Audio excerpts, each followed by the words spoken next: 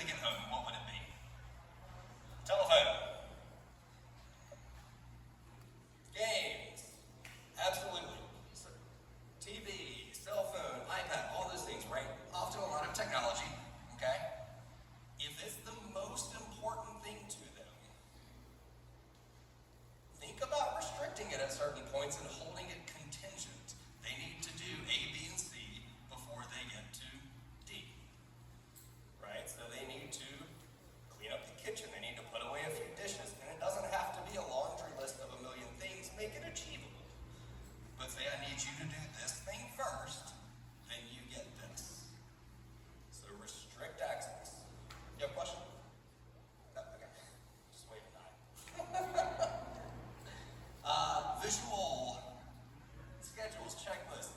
In our world of special education, every classroom has this. So the one that I put up there is a picture. I just went on ChatGPT and I just typed in, here are the whatever 8 things I need, and asked it to make me a visual schedule. That was made in 10 seconds. So we don't need all these degrees to be able to make that stuff. Technology is making it easier for us. Try and use technology the best you can.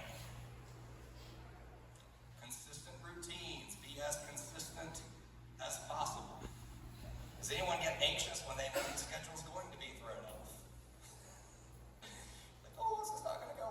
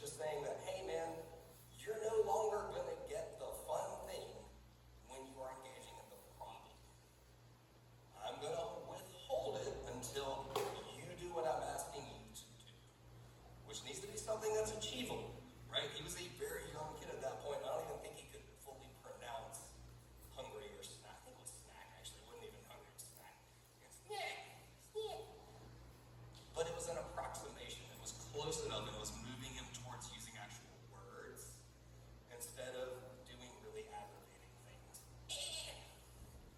Right? So try that with your kids too. Tell them what they need to be doing, show them what they need to be doing, and then help them get there. I think those are the 4 things that I brought up. So, yeah, so thank you. Thank you guys. I really appreciate it. My heart goes out to you guys. I'm here to help. I'm in the district, but if you have any questions, please feel free to stop by and chat. And buy a wand, magic wand. Thank you, Dan. So my daughter is low verbal, and we never thought she would start talking, but she did. But her preferred method of communicating is still screaming, and she likes to communicate multiple times a night. So I have not been getting very good sleep lately. So I'm gonna look at that slideshow again and see what I can change. You have to wish me luck. Okay. Sorry, I'm super poised if you haven't figured that out already. All right, so for our third speaker tonight, we have Ms. Dana Lloyd, who is from the Georgia Advocacy Office, also called GAO, and she's going to be talking with you about supportive decision making. So, welcome, Ms. Dana.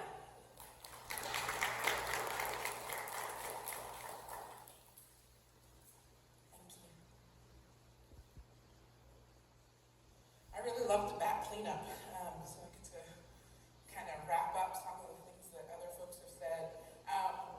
And I think Bonnie was talking about so much tonight, vision, and that can be really, really important, right?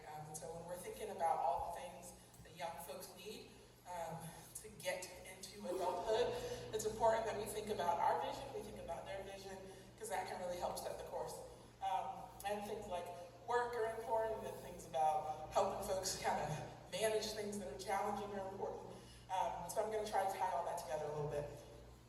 So the Georgia Advocacy Office is Georgia's protection and advocacy system. We're here to make sure that people are free from abuse and neglect, get access to their human and civil rights, and can get the support and services they need in the community. What we say is if a person is stuck, something's not working, you can call our office and try to get some support. We'll try to help you get unstuck. We do that in a variety of ways.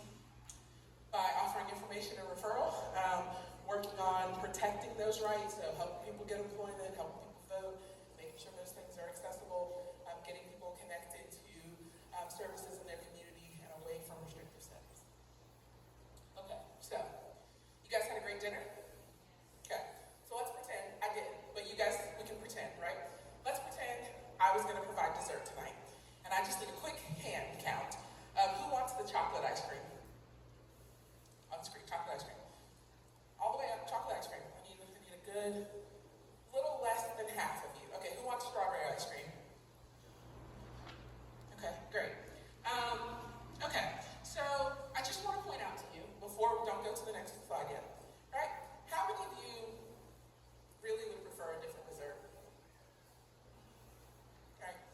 But when I offer you a binary choice, a lot of you took that binary option, didn't you?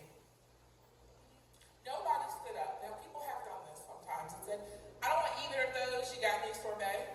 Right? But a lot of times when we set up the binary option, people fall into the binary option. What happens if we ask a different question? What happens if I ask you, what's your favorite flavor of ice cream? Or blow your mind, what dessert would you like? Right, we were just stuck in the realm of ice cream. So sometimes that's what happens when we start to think about guardianship. People start asking the question, does this kid need guardianship or do they not need guardianship? Does this kid have capacity or does this kid not have capacity? But if we ask a different question, we might get to different answers. What if we ask, what support does this kid need to participate in their decision making? Right? We might find out that there's lots of alternatives. You can skip that one. This is supposed to be hidden because sometimes I do this in the morning, so it's a different little shtick. Keep going. Keep going. Right? What would it take? What would it look like? What would happen, right, if we provided the support? So parents will sometimes call me and say, I really don't think my kid can manage money. My first question is, what opportunities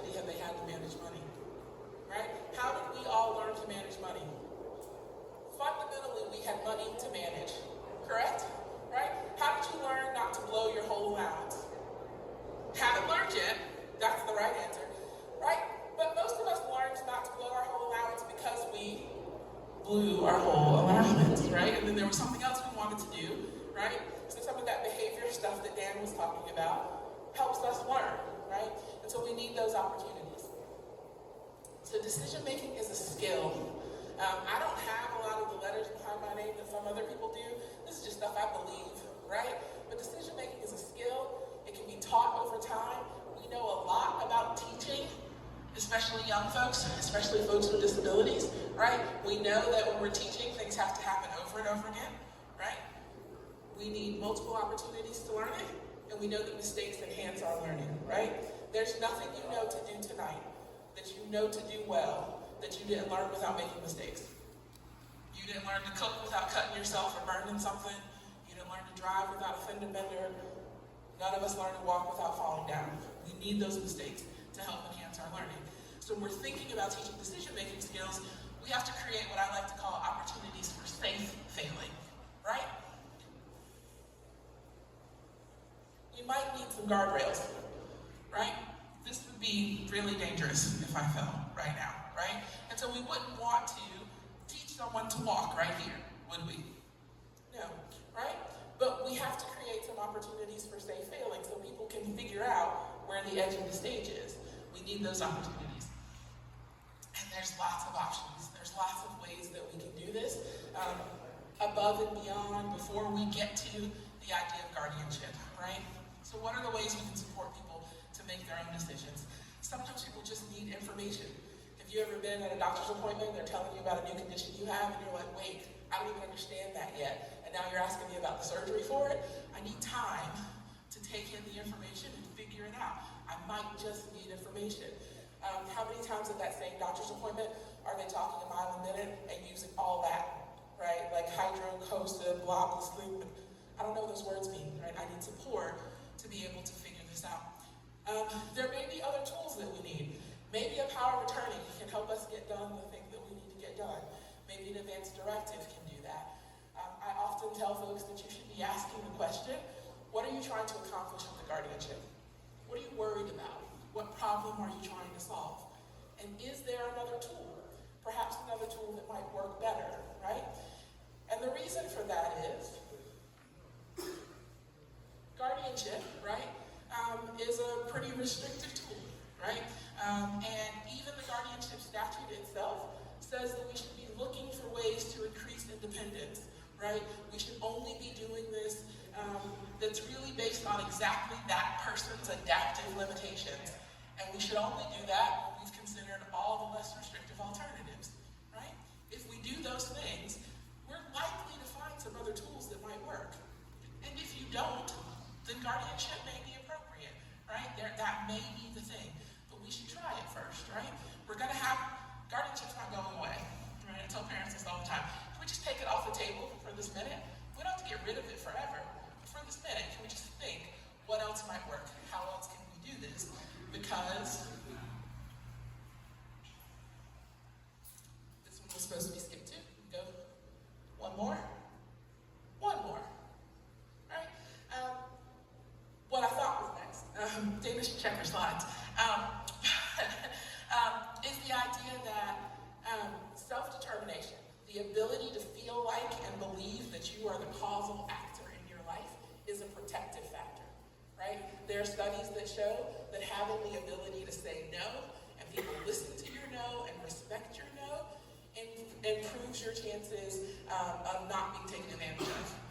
The same thing, being able to say yes and have support to get your yes accomplished protects you from people taking advantage of you. And that's important for all of us to remember, because there's not a single parent that's ever come to me and asked about guardianship that wasn't their number one concern. On some level, I'm worried about keeping my kids safe, right? So we want to think about it. We want to tell the truth about what we can do to help keep young folks safe while protecting their rights and protecting that ability to be in charge of your life. And this is important for all parents, right? Dan said, I'm not a parent of all my kids are neurotypical. We're all on this learning journey together, right? No matter how you became a parent, whether you biologically had a kid, you adopted a kid, at grow it, to love it, to get it to adulthood, right? That comes with making decisions. But we also are in the process of helping that bundle of human become an adult, right? Becoming the person that's going to make decisions and be more in charge of their lives. And what does that look like, right? This whole set of images comes from a conversation with a mom who called me up and said, my whole life I've been thinking about helping him become the decision maker, grow into the decision maker, but I forgot I was going to have to move out of the way. And it's getting crowded at the top, right? How many of you remember being a teenager and it being crowded at the top? There's a 17-year-old in my house, and God, it's crowded at the top, right? But we can go through that process, right? And work to think about, how do I step away slowly, right, with those guardrails and encourage that independence and self-reliance that can be a really important protective factor. So we have a project called I Decide Georgia. DECIDE is an acronym. Direct, enlist, choose, inform, determine, and experience. And those are what we think of as kind of the most essential factors to help people get the skills they need to take on some of those things in adulthood. I'm going to go through these pretty quickly because we're almost out of time. But these were illustrated by a young man who's in our project. It wasn't illustrated by him, but him and his mom talked to our graphic designer. And Joe's a young man who's pretty impacted by his disability. He has cerebral palsy, doesn't use a ton of words to communicate, lots of medical needs. And him and his family use supported decision making. And so it's the idea that people can be in charge of their life, right? I used to say that supported decision making was about putting people behind the driver's seat of their car. And this dad came up to me afterwards, he was really upset. He was like, "You have no idea what you're talking about. My kid could never be behind the wheel of the car." And I said, "Well, Dad, I get it, right? But we've all been in the car with a backseat driver, right? You don't have to hold the wheel and push the pedals to determine where the car goes, right? If you've never been in the car with a backseat driver, how many of you have ever hired an Uber? Oh, you can direct your life, right? You determine where that driver is going. That's what direct is about. Can this young person set the course? Can they tell us what's important to them for us to be able to help accomplish that? Enlist is the idea that you're going to need people to help you do this, right? None of us are getting through this all by ourselves. When we started the project, I didn't think the young folks would still know this song, but several of them said, "We should just call it I Get By With a Little Help From My Friends." And I was like, the Beatles are not going to license that to us. But that's the point, right? We all do this with the help of other people. And you need folks on your team who are going to support you and believe in you to accomplish these things. Lots of choices, right? We can choose all sorts of ways. Choice making is a step in decision making. And sometimes folks will call me up and say, "Hey Dana, can you build a supported decision making plan for my kid?" No. You don't want me to. I don't know your kid. I'm not important to them, right? And we can't turn to this young person and say, "I really think you should be in charge of your life. This is exactly how we're going to do it," right? They've got to be involved. They've got to make the choices. They've got to tell us how this works. They've got to tell us where they want to start, right? What's most important. Another family, another mom told me, "I know what he wants. He wants to move out, but I just don't even know where to start. If he doesn't do his own laundry, he doesn't cook his own dinner, and he can't manage his own money,